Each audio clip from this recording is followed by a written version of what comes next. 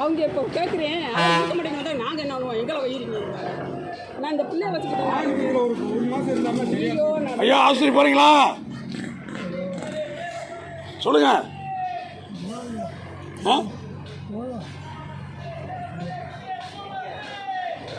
போகிறீங்களா ஐயா? அது அப்போ தான் கேட்டதுக்கு என்ன சொன்னீங்க? வீட்டுக்கு போகிறேன் நீங்கள்.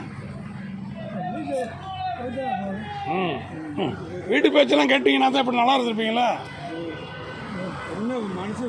இந்த பிள்ளைக்கு தாய் இல்லாமல் அந்த பிள்ளைய வளர்க்குறாங்க, அதை யோசிங்க. பிள்ளைகளுக்கு ஒரு பால் கூட இல்லாமல் நான் எவ்வளோ கஷ்டப்பட்டு வளர்த்துருக்கேன் நல்லா தெரியும். அந்த அதை பெற்ற பிள்ளைக்கு நான் எவ்வளோ கொடுமைப்பட்ட இப்போ நான் அடி வாங்கினேன் சார். அன்னைக்கெல்லாம் போதை போட்டு அவன் அடிக்கிறேன்.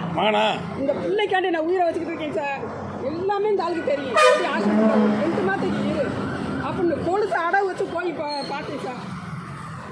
என்ன கேடு 50 பேர் உங்கள் அப்பா நான் கேட்குறாங்க. அப்போ அந்த வயசில் எப்படி அப்பா நான் எப்படி நான் பிள்ளைகளுக்காண்டி போட்டு ஓட்டினேன் இந்த கேட்பாங்க பக்கத்தில். சரிம்மா, ஊரை பற்றி பேச வேணாம். நீங்கள் வளர்க்குறதுக்கே பெரிய புண்ணியம் தான். விடுங்க. இப்போ என்னம்மா செய்வான்? பெரிய ஆஸ்பத்திரியில் இந்த பிள்ளைய வச்சுக்கிட்டு பார்க்க விட மாட்டாங்க. வீடு கொண்டு போகிறீங்களா? ஏன்னா கண்டிப்பாக நான் பிள்ளைய வச்சுக்கிட்டு நான் பெரிய ஆஸ்பத்திரி இருக்க முடியாது. எனக்கு மாத்திரை எடுத்துக்கிட்டீங்க ஹாஸ்பிட்டல்ல இந்த பிள்ளைய வச்சுட்டு பார்க்கக்கூடாது. ஒரு நாள் வீட்டில் தான் இருந்துச்சு. கத்தி இவங்கள்ட்ட விட்டுட்டு தான் சார் போனேன் பக்கத்தில். இப்போ என்ன செய்ய போகிறீங்க? வீட்டுக்கு எடுத்து போகிறோம். சரி, ரைட்டு. வீட்டில் போட்டு முடிஞ்ச அளவுக்கு பார்ப்போம். அப்புறம் என்ன ஒன்று அந்த டாக்டர் மாத்திரை 2 நாள் வாங்கி கொடுமான்னு அந்த மாத்திரை எழுதி கொடுத்து இப்போ மாத்திரை வாங்கி கொடுத்துட்டு. சரி, நாங்கள் அதை வச்சுக்கோங்க.